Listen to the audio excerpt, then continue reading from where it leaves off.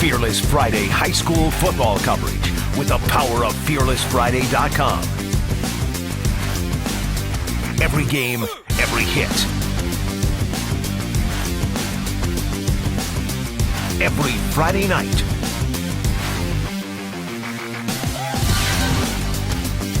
Fearless Friday statewide starts now. Brought to you by Baptist Health. It's the last week of the non-conference schedule. Next week, conference play begins for most teams, and we've got highlights from all over the state. We start with the Fearless Friday Top 16. Number 4, Bentonville hosted Bergen Catholic out of New Jersey. The Tigers 0-2 for the first time in Barry Lunny Sr.'s tenure, trying to avoid 0-3 mark.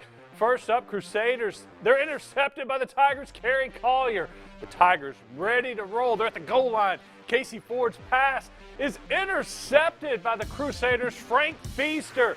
The big man takes it 95 yards for the touchdown, a big man touchdown. The Crusaders try an onside kick, but it's grabbed up by the Tigers' Chase Hunter. The Tigers all lined up at the 10-yard line. Casey Ford with the handoff to Haliki Kaliki, who slips into the end zone. Gets Bentonville on the scoreboard. Here's your final score. Bentonville loses 21-10. Let's go to the scoreboard. Number 1, Fayetteville and Muskogee, Oklahoma. Fayetteville wins at 24-10. And Greenwood, number 2, Greenwood loses to Fort Smith Northside 42-17. Wow. Number 5, Conway played at Springdale Harbor. The Wildcats took on the Wampus Cats of Conway in the brand new $5.5 million stadium. Luke Hannon moving the ball early for Harbor. The big back goes up the middle, gets it inside the 10-yard line before he's tackled. That sets up this 1-yard run for the Wildcats, giving them the first score on their brand new field. Now it's Conway's turn. Great pass to the sideline. Braylon Smith and a terrific catch by Brock Mitchell. You'll see him on the next play. Mitchell, nice diving score for Conway. Wampus Cats on the board, looking for more. The punt's over, the snap's over the punter's head, but he goes back and gets it and gets the punt off. Conway looking to drive. Conway moving the ball behind Braylon Smith. Let's go to the scoreboard.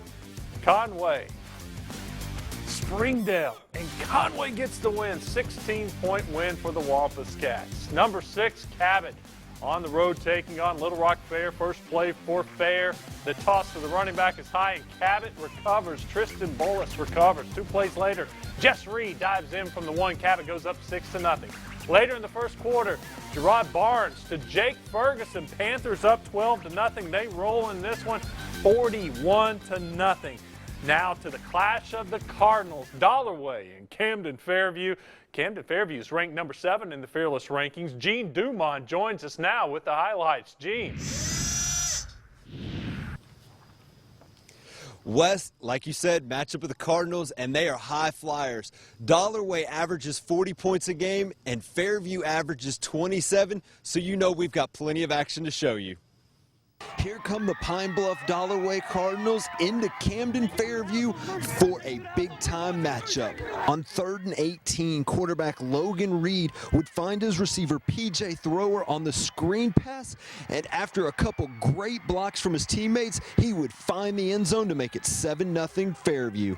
In the second quarter, Reed steps back, looks for his receiver, can't find anybody, but Cameron Gurley finds him, steals the ball from him, and races the rest of the way in for a touchdown to go up 8-7 Dollarway.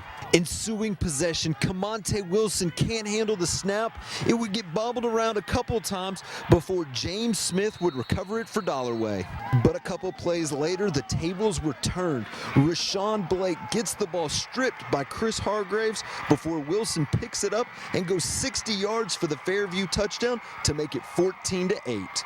But don't count out Dollarway just yet. Henry Murphy takes the jet sweep all the way in for a touchdown to make it 14-all.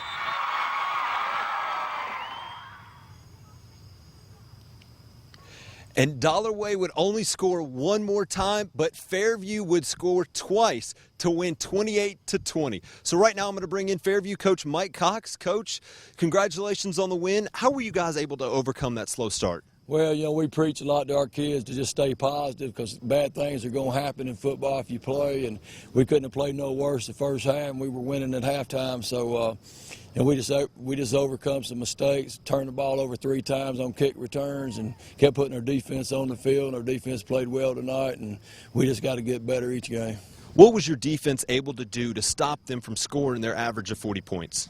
Well, we got some athletes that can match up with them. We tackled them, and, you know, we stopped them down there at the 4-yard line. They fumbled, and other than that, we'd probably tied tonight. So, you know, they got a good quality football team, and although we didn't play well, they didn't play well neither, and we're just glad to get a win. All right, Coach, congratulations on the win. Wes, let's go ahead and send it back to you. Camden Fairview now goes to Hot Spring Lakeside next week. Dollaway hosts Will Gregg and the Dumas Bobcats. Number 8, Fort Smith Southside play the Lake Hamilton Wolves. The Rebels, Clay Tyler passes to Dayon Jordan. Nice juggling catch. Gets it on down almost to the 10-yard line. Next up, Derek Fernandez takes the ball off the left side, gets in for the touchdown for Fort Smith. Derek Fernandez not done. Look at him go. Finds a couple of holes, gets to the seam. Second touchdown for him. Southside goes on to win this one 42-14 over Lake Hamilton. Number 10, El Dorado played at Magnolia.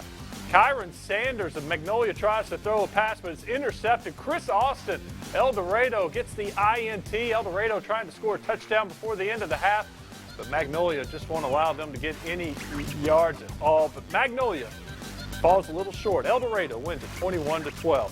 Number 11, Arkadelphia played at Hot Springs High. 14-6 Arkadelphia in the third quarter. Jeff Blake passes to Jay Brooks. Burnham down to the 1-yard line. Arkadelphia set up in fantastic shape. Jeff Blake gets it in for the touchdown. Not done here, though. Clarence Floyd with the big return. Arkadelphia wins at 35-13. We got a Hot Springs highlight for you. Returns the kickoff 50 yards, sets up Hot Springs and the Trojans in pretty good position. And as you saw it, Arkadelphia goes on to win.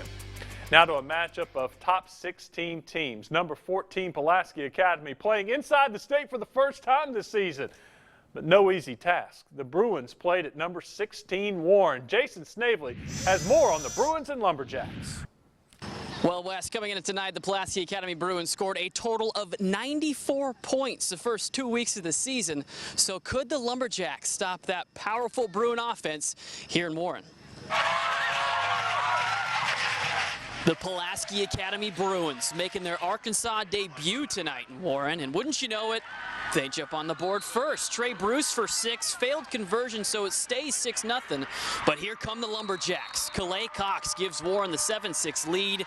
Bruins face a big 4th and goal. Will Heffley rolls out, finds Will Hastings in the corner for a touchdown. 2 points good this time. It's 14-7 PA, but not for long. Dump off to Miles Fells, and he does the rest. Pulaski Academy cruises in this one 50-21 over Warren. This is a tough matchup, and I love playing Warren because they've always got a good scheme. Their guys are fundamentally sound. You know, they dropped a couple passes here and there, and then we made some plays that maybe we shouldn't have made on offense, or this game's a lot closer. But I appreciate them because I think they're going to be in the state championship game in 4A, and they manned up and played us with 32 guys. And, you know, there's not a lot of teams out there that are willing to do that with their size. So there you have it. Pulaski Academy wins it 50-21 over the Warren Lumberjacks. So, again, Bruins, 50 points tonight. If my math doesn't fail me, that's 144 points total in the first 3 weeks of the season. That's all from Warren. Wes, we'll send it back to you. All right, PA goes to North Pulaski next week. Warren goes to Crossett. Last night, number 3 North Little Rock took on number 12 Pine Bluff at War Memorial Stadium. First quarter, North Little Rock's DJ Brown goes 88 yards to give the charge of Wildcats the 7-0 lead. Zebras strike right back. Ladarius Skelton, play action pass, finds Kyron Simmons on the big play. He gets into the end zone. Later in the half, North Little Rock up 2, and the future Razorback KJ Hill takes it on the reverse all the way to the end zone. Charging Wildcats get the win, 45-24. They are 2-1. More scores will be scrolling at the bottom of your screen throughout the show, but for now, we're just getting started. Coming up next, Newport takes on Sylvan Hills. Oh, achoo! What's the deal with all that powder? You're watching Fearless Friday. No one in Arkansas does high school football bigger or better. Tonight's highlights brought to you by Academy Sports and Outdoors.